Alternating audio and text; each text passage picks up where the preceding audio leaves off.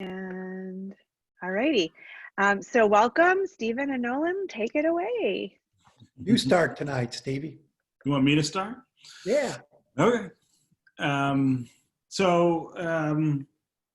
Welcome everyone. I hope everyone's doing well. It's nice to be with you. Nolan and I call this the Civility Project. And it grows out of really the relationship that he and I have had for about 10 or 12 years now. When I came back to Detroit in the late 2000s, I started work as a columnist and editorial page editor here in Detroit at the Free Press, the more liberal of the two newspapers. Nolan had been the editorial page editor at the News since 1998.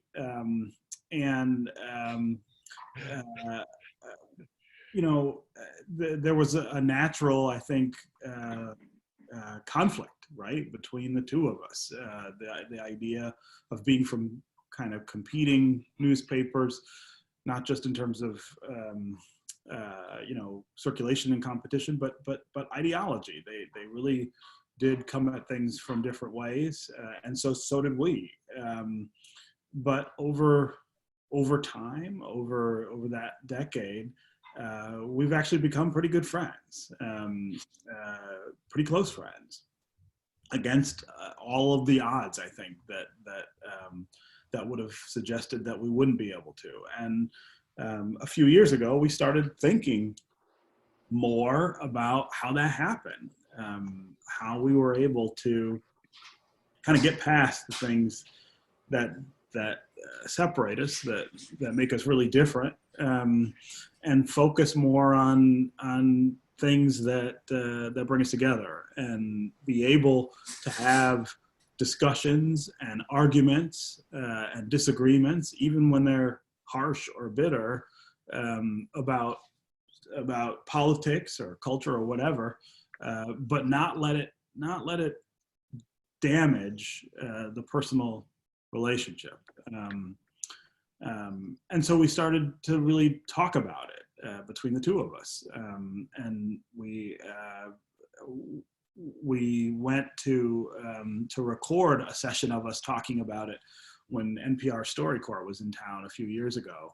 And I suggested for that session that we sit and talk not about what our disagreements are or why we disagree, but talk about where we get the ideas that we have, right? What makes Nolan Finley a conservative?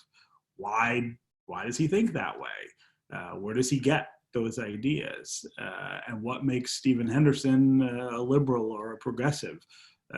Where do I come from, and where do I get those ideas?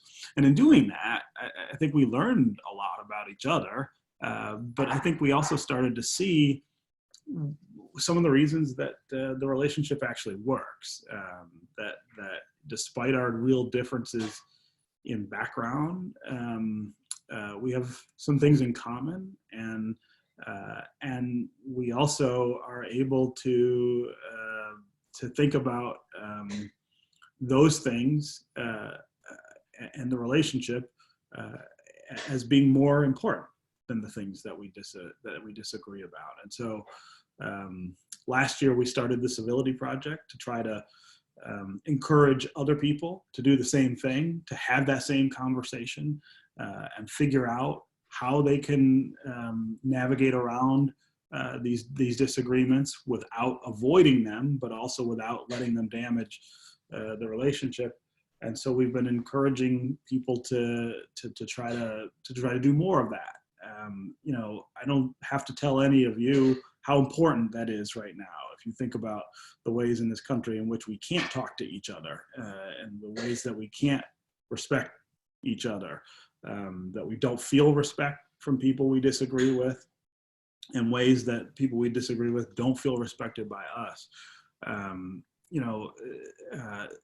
That is not a way to reach solutions, That is not a way to conduct your personal life. I think our personal lives are richer when we have people in those lives who we don't agree with, who bring different kind of perspectives to the table. And so we've been on this mission now for a little more than a year, trying to get other people to understand what goes on between the two of us, but then also try to apply it to their own lives and figure out how to be more civil, how to be able to exchange with people that we don't agree with.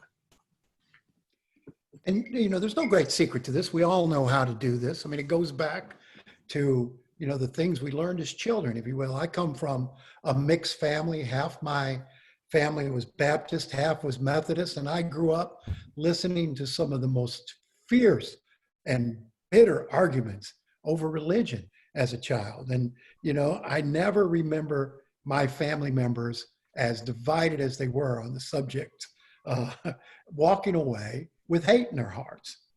And Steve and I never walk away with hate in their hearts, but there's way too much hate, I believe, in the hearts of people today. And, Steve and I right now are sharing a bourbon virtually.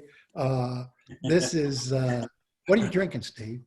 I am drinking Jefferson's, which is my staple house bourbon, but man. Actually the Twin Oak special batch. So it's really good. I'm down. I'll tell you what, I'm down to the last little bit here, and I'm drinking Woodford, which is a good choice, but the cupboard's getting a little bare. But anyway, I take this roots of this back to 15 years ago or more, when Steve first started as the editorial page editor at the Free Press, and he and I were on Mackinac Island for the Republican State Convention. And I saw him walk in. I thought, what on earth are you doing here? And, Steve charged right in, started engaging people, talking to people. And we're in a bar late one night, and we're having a drink. And I walk away from him, and these two women who I knew, very conservative women, just pounced on me and said, "What are you doing talking with him? We just hate him. He is so liberal. He is so awful." And I looked at him, because Steve and I had been having a good time all night. We'd been friends. It never occurred to me from the moment I met Steve that I ought not like him because he was a liberal and I was a conservative. It never once occurred to me that we couldn't be friends. And I looked at him, I said, "Do you know him?" And they said, "Well, no, we don't know him, but we read him." And so they felt like they knew him because they read him, and they made a judgment about who he was and how they felt about him. And so I said, why don't you just walk over there and speak to him? Walk over there and talk to him a few minutes. And man, I'll tell you, 2 hours later, I had to drag Steve out of there, and they looked at me and they said, "Oh, he's just so wonderful." And that sort of planted this seed way back then, that it's not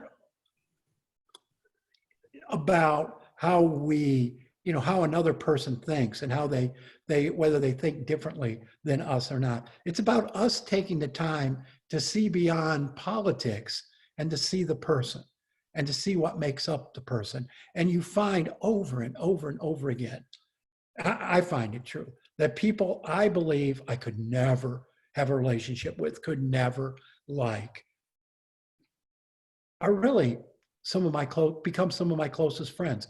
If you take the time to get past the things you think you hate about them. And every day, every single day, particularly now, this sort of lockdown has brought out the worst in people. But every day I get emails from people saying, "You jerk, you stupid, this and that. We hate you." And I'm thinking, you hate me because of what I write and the opinions I express, but you don't know me. You think that's all I am. And what Steve and I have learned about each other is that we're more than our politics. We're more than our opinions. We're more than our religion. We're more than our race. We're more than this, that, and other thing. There's a lot to us. And if you take the time to really get to know someone and what their values are and why they think the way they think, you walk away, may not walk away loving them, but you at least walk away with a greater respect and a greater appreciation for who they are as people. And I think before we can start having difficult conversations, we have to get to know people as people, apart from their politics, and learn to appreciate the good that's there and talk through the differences that we may have. And it's worked for us. And we've been doing these little exercises for well over a year now, and it seems to work for other people. So do you guys want to explain how the Civility Project works in an ideal situation? And then we can transition into talking about how we build civility, and then especially in a time of crisis. Yeah, well, what we do is we're in a normal situation and people can actually get together. We invite the groups we speak to pair off, people of different opinions, different backgrounds, different philosophies. And we ask them to talk about, to get together and not talk about the controversial subjects. Don't talk about politics. Don't talk about the things that tend to divide us, but really ask questions about who the other person is, what their values are, what are the things that make them who they are, why they think the way they do about their politics or about their religion or about anything else. And that's what Steve and I did during this StoryCorps project. We didn't go in there and fight about, conservative and liberal, Republican, Democrat. We went in there and asked questions of each other about where we came from and where our philosophy comes from. And we truly listened to each other, and I think that's the key. And we walked away with a greater, even though we'd known each other a while then, we walked away with a greater understanding of what drives us as people. And from that point, I think we were able to have more comfortable, deeper conversations, still very passionate conversations. Sometimes you'd hear us hollering at each other. You'd think, we were about to go at it, but we were able to do that and get through the conversation and walk away again with no hate in our hearts, walk away as friends, and walk away oftentimes better appreciating one another because we were able to have that exchange and we were able to learn from one another. And we've done this with group after group after group, and it never fails to surprise people how much they learn about the other person when they stop and ask questions and truly listen to the answers. Yeah, I mean, I've said a number of times that I think there are some basic principles that sort of lead to all of this. And we'll talk a little more about those probably a little bit later. But the biggest one for me is listening, being able to actually listen to somebody that you're talking to or having an argument with, and we use that word listen pretty freely, and I think sometimes wrongly. We think if we're not talking, that means we're listening, but that's actually not true. Actual listening is about not just not talking, it's about really trying to hear the other person, really trying to understand what they're saying and why they may be saying it. And I say the test for whether you're really listening or not is often whether you're sitting there thinking about the next thing you're going to say, right? That's hard not to do, isn't it? It's really hard not to do, because if you're thinking about what you're going to say, you actually are not paying the attention you should to the person who's talking. And I think I catch myself sometimes with Nolan on TV, thinking about what I'm going to say when he shuts up finally. And then that's when I know I have stopped listening. And that's one of the things that leads to the breakdown of that exchange. The other big principle I think is something Nolan's kind of talked about, which is we never walk away for good. We might walk away from a particular argument because it doesn't seem like it's going anywhere productive and we've gotten what we can out of it. Well, I never leave and think, well, I'm never talking to that guy anymore. I can't do this with him anymore.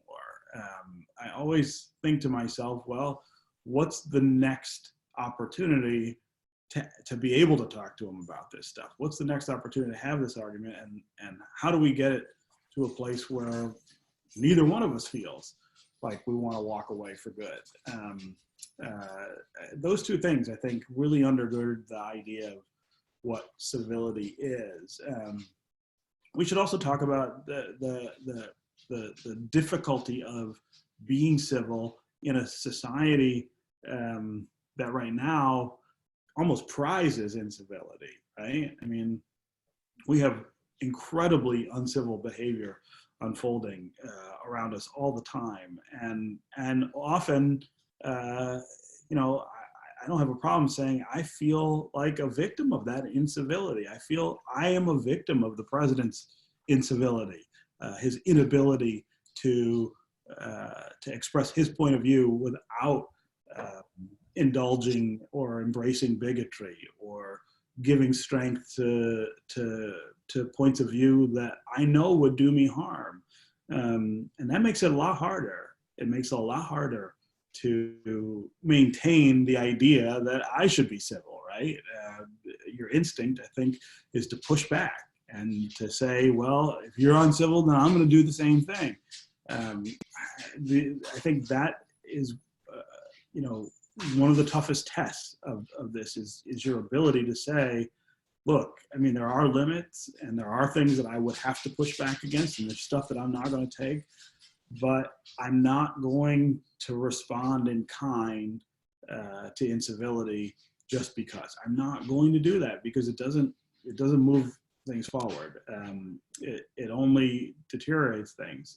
And you've got somebody who's the leader of the free world right now who is all about that, which I think makes it more difficult for everyone, right? The people who agree with them see that and pattern their own behavior after it, think that it's okay to behave that way. And then people who don't agree with it, people like me who feel like we're victims of it, too many of us feel like, well, I'm gonna get back at it. It's the wrong response, and I know it's hard not to pursue that, but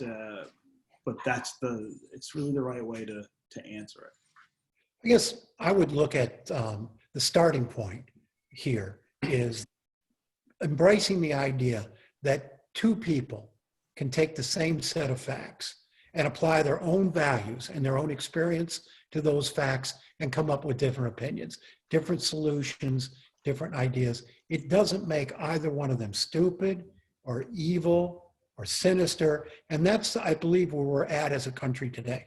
If you look at the conversation coming out of the two political parties, constantly, the other party is evil. The other party's trying to destroy America. The other party's trying to kill people. And you have that back and forth going on constantly to the point where they can't see that the good in each other. And they can't get to a point where they can start exchanging ideas civilly and come up with a consensus solution. You know, somehow reach a middle ground. We've lost the middle ground in America, and I think increasingly we're losing the middle ground in our personal relationships.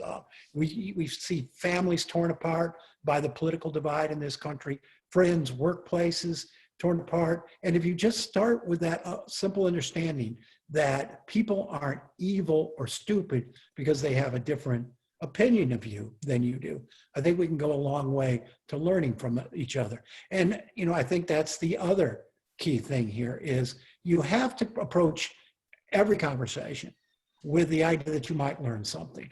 I started in this job 20 years ago. In a couple of weeks, it'll be 20 years. I assumed I was wrong. And I wanted to work and work and work to make sure I had the facts and the information I needed to check my own opinion, to make sure I was comfortable with it. Don't be so smug and self-righteous that you think you can't learn from someone who thinks differently than you do. And I think I've learned a lot from Steve over the years. I hope he's learned a lot from me, but mostly, you know, I've been able to check my opinions, you know, to have them challenged and tested So I'm comfortable with them. And that's the value of having someone to bounce your ideas off of who doesn't agree with them. Because they're more likely to present you with something that you didn't think of, talking with people who feel the same way you do.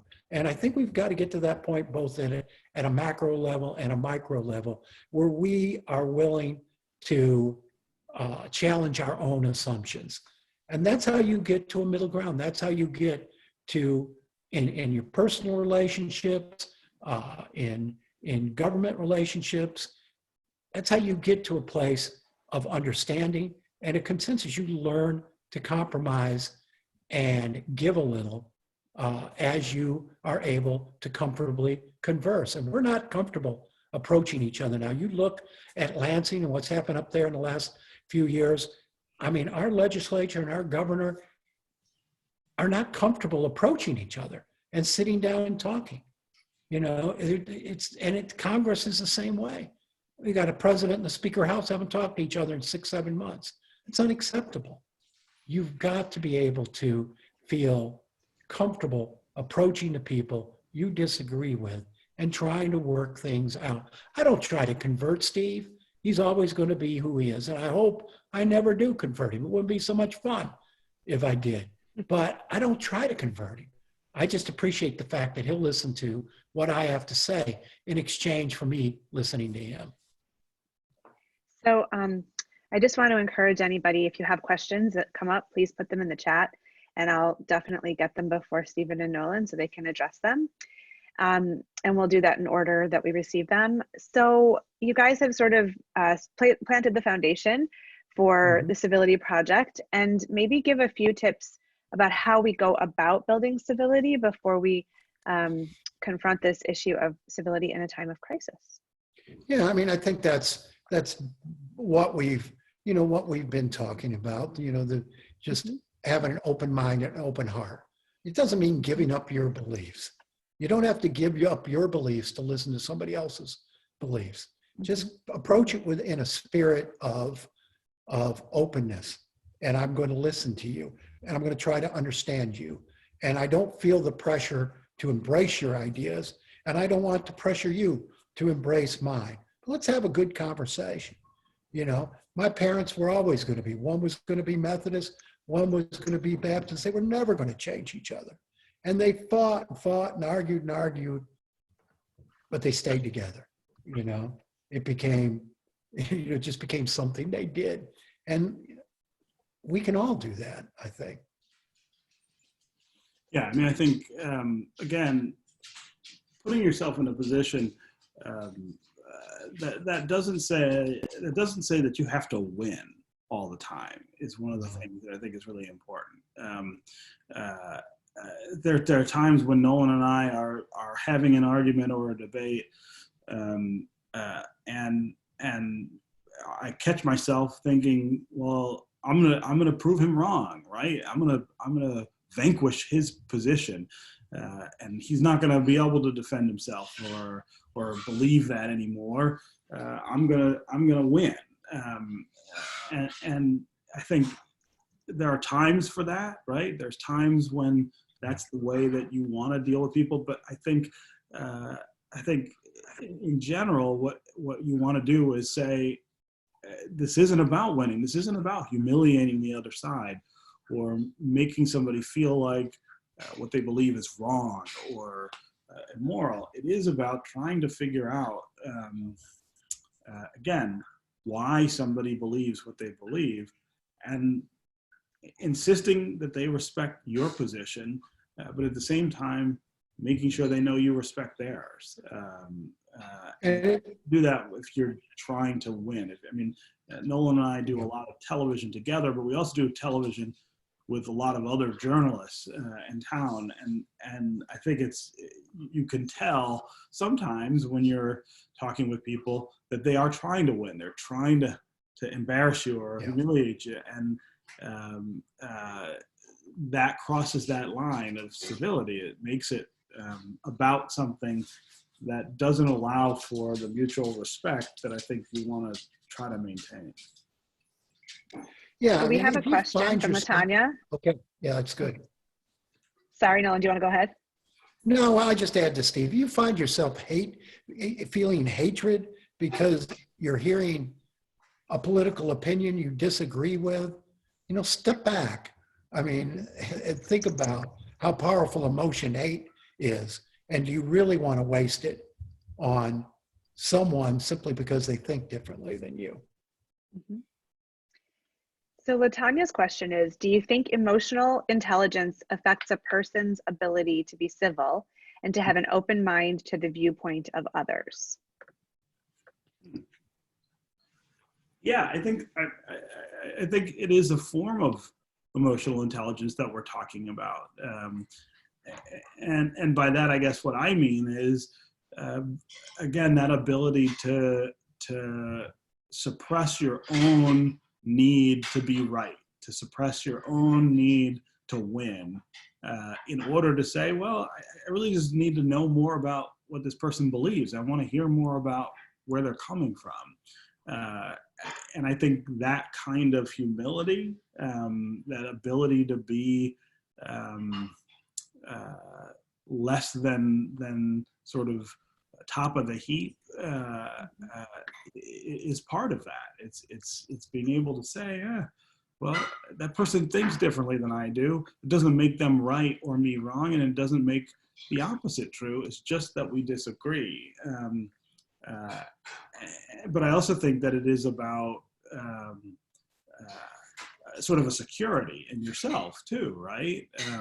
Not feeling like if somebody else disagrees or says something that you think is wrong, that somehow that takes away from you, right? That it takes away from your position or your belief in what you stand for. You can stand for all of the things that you believe, again, without having to reference the loss on somebody else's side, that idea that they are wrong. And so, yeah, that is a form of what they call EQ as opposed to IQ. I think that adds to the ability to do that. And if you can mute your microphones, if you're doing other things, that would help. There's a lot of background noise. But what I would say is I the think in-person. I think the noise might be my dogs. Oh, okay. I I think figured it it might was. be. Oh, licking your legs? They're drinking water.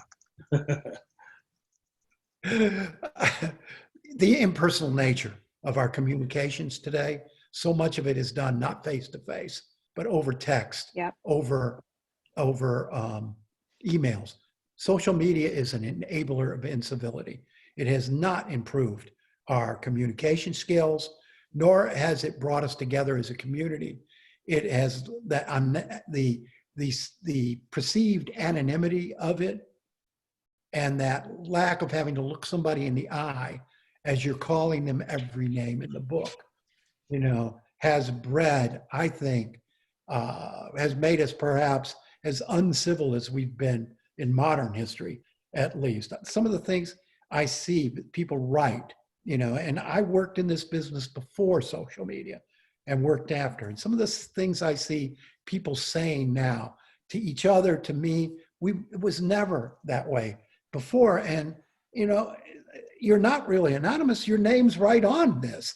And I'm thinking, what do you want people to think of you using this kind of language, communicating in this manner? But it's easier to be incivil when you're not face to face with somebody.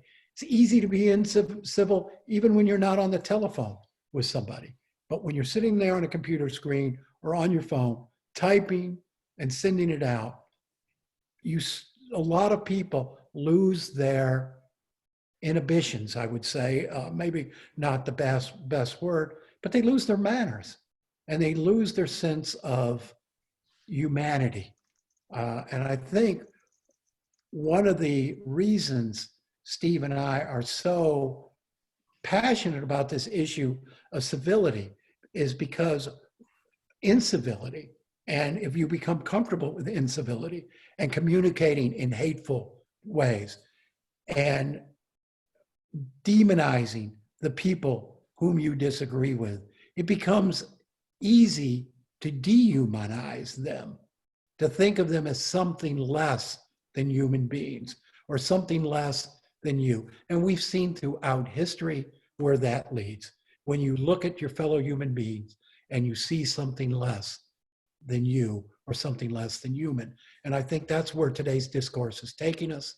I see it. I don't assign it to either the right or the left. I see both sides doing it.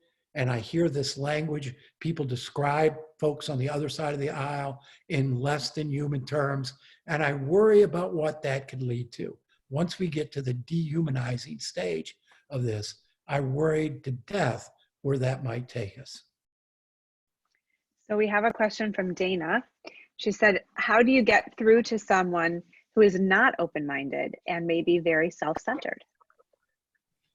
I mean, that's an age-old problem, right? Some people you're just not going to be able to communicate with, but you're not going to get through to them by screaming at them.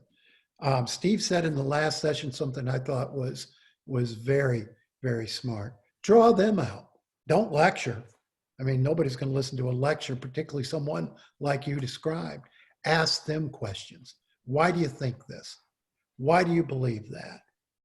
Listen to them first on the hope that they'll listen to you then. And if not, say, I listened to you. Now listen to me, please. Yeah, I mean, that gets to this question of respect, which is a thing that we all, I think, that we all want to insist that we get, right? I want to make sure that I'm being respected by people I disagree with, by people I'm having an argument with. And sometimes we forget, though, that that the best way to that respect is often by giving it in the first place, right? It's by making sure that the person who disagrees with you feels respected. And oftentimes, when you've got somebody who seems not to be open-minded or very self-centered, you know, just a reminder that you respect them, that you disagree with them, but that you respect that they have a differing point of view, and you're not trying to make them feel less than or disrespected. I think it makes a big difference. You think of how many silly arguments, silly fights break out because somebody says they feel disrespected. We say it's not that hard to avoid that. It really is not. It really is not difficult to say or to show that even though you disagree, and even if you feel like somebody else's point of view is offensive to you, that you respect them. You respect them as a person, and you respect their point of view as part of them as a person. It's hard to do sometimes because, you know, we get worked up about our own respect, right? I don't want to be disrespected either. But stopping and saying, look, I don't need to get into that. I can show somebody else respect and still and not be losing or not be losing face. Those kind of things is a really important way of diffusing that kind of roadblock. So there was a comment that there's this acknowledgement that there may be people in our social circles who have opposing political views, but are afraid to admit it, maybe because of the negative propaganda out there on either side, and that it takes courage. And I wonder what you guys might say to that. Oh, gosh, we see it almost every time we speak to a group. We spoke to a group of professional businesswomen, business leaders in this community a couple of winters ago. Devin Skilly moderated that discussion. And that was right before the election, wasn't it? It was. Right. And it was supposed to be a bipartisan group and a group that respected each other and encouraged different views and dialogue. And when we got there, you know, the women on the liberal side of the equation dominated the conversation. And I looked out and I knew some of these women. I knew they were conservative. They sat quiet. They sat quietly. And it wasn't until after the thing they come up and said, well, I wanted to say this, this, and that. I said, well, why didn't you? Well, we were afraid. We weren't comfortable. We were afraid we'd get shouted down. And I think we don't want to create those kind of environments at any level of our life, because dissent and dissenting ideas are vital to who we are as a people and to our democracy. If we start silencing dissent, whether it's on the right or the left, if we start silencing dissent and driving it underground, it'll fester there and become something very ugly. We need to draw dissent out into the open, where it can be debated and either discredited or embraced. But we don't want to drive dissent underground. And we want to create environments where everybody's comfortable speaking. So then we have a question from Yolanda asking both of you, did your profession play a part in choosing Civility? Was there an adjustment period between the two of you before you arrived at the place that you're at now? And if so, how long did that take? You take that, Steve. I don't. Yeah, I mean, I think, so I mean, certainly you can come up with examples of journalists who are not civil, right? Just turn on cable news.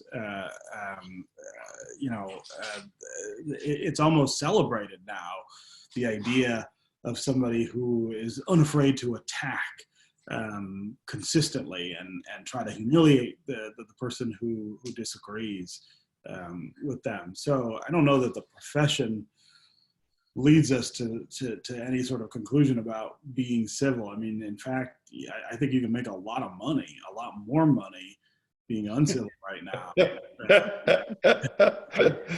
Yeah. Doing the opposite. Yeah. It did take a while, I think, for us to figure out, just for me and Nolan, to figure out, what space to exist in. I mean, I don't think there was any question that we liked each other when we met. It was love at first sight. But there was, there is this question of, I guess the way to put it is, it would have been really easy for us, I think, to be friends and to let that friendship prevent us from having actual substantive disagreement, right? It'd be easy to say, well, we're friends, so we're just not going to talk about that stuff that gets us all worked up. And we're just going to avoid these subjects because we know that they make us angry. I think it did take us a while to figure out how to be able to actually have argument. And if any of you have seen us on TV together, there's times when, I mean, that's not an act. We are worked up. I mean, there's times when I'm mad. There's times when he's angry. And there are times when the disagreements between us are really bitter. I do think it took us time to figure out how to do that and do it without damaging this friendship that we had, almost from the start. So it's not as though we knew how to argue and then found friendship. I think it was that we were friends and then figured out how to argue. And over time, that's gotten better. And, we have real discussions about things. And we're not afraid to talk about anything. I can't think of a subject that Nolan and I would say, well, we're just not gonna do that. But we've also worked together on a lot of things for the good of the community. We've helped each other behind the scenes on a lot of things. I always know Steve's got my back. I believe he knows I've got his. It's never occurred to me, we'll go back to the question, it's never occurred to me that someone was off limits to me because they were a Democrat or they were a liberal. It's never occurred to me that that person was off limits to me. And, Steve and I hit it off as friends first, as he said that. And then it became very, you had a lot of people wanting to throw us, into the circle and watch us fight. And, because he was conservative, or vice versa. He was liberal, I was conservative. He was from the Free Press, I was from the news, white, black, all these differences that made it very juicy and attractive for people to want to draw a circle pitch us in there and watch us fight like a couple of, roosters. And, they wanted that for their own entertainment value, good TV. To survive that and because it was all very profitable for us too, but to survive that, we had to come to a point where we could do it civilly. And, we wouldn't have lasted if all we did was scream at each other, never listen to each other, never learn from each other. We couldn't have lasted. For one thing, it would have become very old very quickly. We learned to have passionate, loud sometimes, discussions, but in a civil, intelligent manner, in a way in which I believe people could learn from without, being distracted by the venom that you see in a lot of people who get thrown together in that manner. And so it was to our advantage to learn to do that. But, I do think the fact that we trusted each other, we learned to trust each other before we were ever tossed into that circle, helped out. So we have about 15 minutes left, and I'd like to touch on the situation we're facing right now with the pandemic and the stay-at-home orders, which have ramped up social media engagement and maybe the tenor on social media as well. And so I wonder if you could just speak to that a little bit, and then we can close with a last question that I'm seeing in the chat and any other questions that come up too. Steve? So it's harder right now, right? It's way harder because the stakes of what's going on are literally life and death. Those of us who live in the city of Detroit, those of us who belong to the African American community are experiencing this in a way that that just blows your mind, right? Every day I get up and look at social media and now expect to see news of somebody else who's sick or news of somebody else who's just gone. And I didn't even know they were sick. And I think that's a really common experience right now. And that is making everybody really stressed. I mean, and it should. This is frightening, and it is taking this incredible toll on the city where we live and people that we know. And it makes it harder. It makes it way harder to relate to people who disagree about what we should do about it. For instance, there's this debate now about whether the distancing that we're doing and the shutdown that's causing in the economy is doing too much economic damage, right? Is it too restrictive? And it's hard to have that argument without thinking about all of the people that you know who are suffering, all of the people you know who are dead or near dying. And I have to say that one of the things that's helped me in some of the debates that I've had with Nolan or other people who are saying, let's think more about this and not just react, is to remember that that everybody is scared right now. Everybody is scared right now. And not everybody is scared of the same things or scared of the same things to the same degree. But everybody is scared. And people who are talking about the economic side of this are as scared as those of us who are talking about the public health side of it. Now, the consequences are really different and the stakes are really different, but their position is also about fear. Somebody who is losing their business right now is really scared about the future, and they should be. And it's okay for that person to say, I want to think about this in a different way. And we have to be able to say, I don't agree with you. I don't think that's the right way to go about this, but I understand that your fear is real. just like mine is. I want you to understand what I'm scared of and what I think needs to be done, and I'm going to try to understand what you're scared of. And that, I got to say, that's hard. It's been really hard to do that. But it's necessary to have the debate, because Yeah. we've never been We through can't this talk if before. we can't do that. That's right. We've never been through this before. We don't know what the right answer is. And we've got to be able to discuss ideas and try different things. I've got a sister and a son-in-law working in emergency rooms right now, scared to death for them.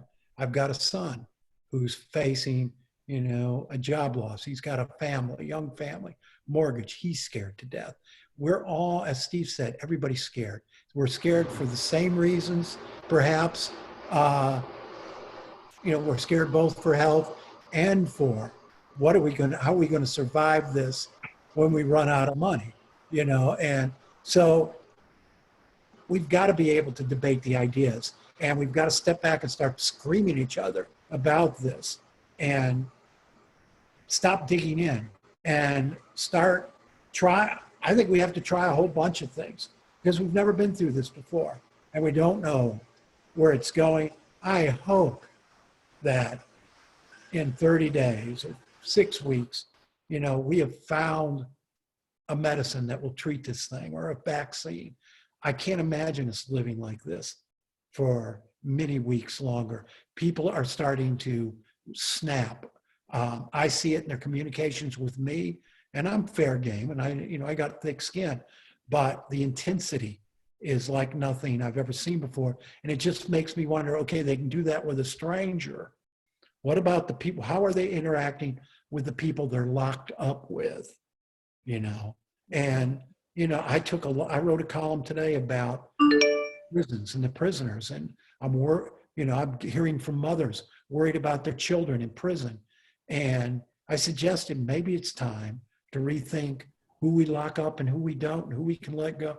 Oh man, you would have thought the hate, the anger over that opinion. And I'm thinking, okay, put yourself in that mother's position. It's bad enough your child's locked up, but now locked up in a place that can't get away from this disease. And we got to think about what other people are going through here and what other people are afraid of. This is a common threat. It's a common fear. It ought to bring us together and not drive us apart. So in our last few minutes, we've had some comments about, this depends on communication skills. How do we spread this kind of communication? And then talking about like knowing your biases, and how do you handle people who don't really want to talk, but that you might have to come into contact with in your work or in other settings. How do you protect yourself from those situations, and how do you mitigate it as well?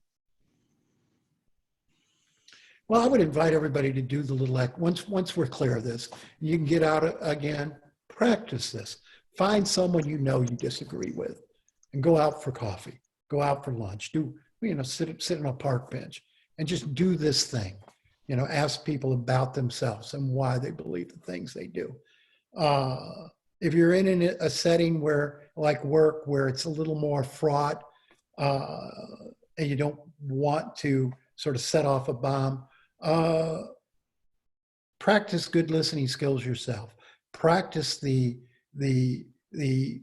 things we've talked about today yourself, in hopes of setting example for the other person, and bringing that person to a civil place where you can have a discussion. There's some environments you're just not going to be able to talk about things in, but most environments you can. Yeah, I mean, finding the opportunity to try this is the thing that I think defies a lot of people, right? How do you start? How do you find someone you disagree with and actually try to engage? And I think, trying to engage with somebody first, again, as friends, is really the key. I mean, that was, I think, for us, Nolan and I, what what got us to this other space was that we were friends from the beginning. And so then that becomes the basis for the relationship. And you can then move to these spaces where you're able to talk about things that might be more difficult, that might raise more passionate responses in the other person. And you're not feeling like you're putting that friendship at risk as you start to do that. And once this is over, I think it becomes easier, right? I mean, right now it's hard to relate to anybody because we're all in our houses. But once we're back out in the world and interacting with each other, I think, you know, work is a good place to be able to try that. You know, social groups where you have people who have lots of differing backgrounds or lots of differing points of view are great places to do it. And you start again with what's the thing we have in common? What's the thing that we can kind of use to build an actual relationship, and then get to these questions about people who disagree, or you come from a totally different background, and tell me about how you arrived at this space where these are the things that you believe, and they're really different from the things that I've experienced or believe. And perhaps more than any other time in my lifetime, we need people to be good. You know, we need people to be their best. We need people to find and follow their best natures. This is no time for pettiness. This is no time for selfishness. We just need people to be good. So I want to thank LaTanya for organizing this. This is a fantastic turnout, and there have been great questions. I also want to thank Delta Dental, who is sponsoring the Civility Project and making this possible, which is really amazing and generous. And I invite you to interact with us if you know of another group that would like to do a similar session, or you want a part 2 with different focus, different people, let us know. But I just want to thank you so much for being here, and Nolan and Stephen for always putting yourselves out there and inspiring us. It's a great group. We enjoyed it. Yeah, this was fun. Thanks to all of you.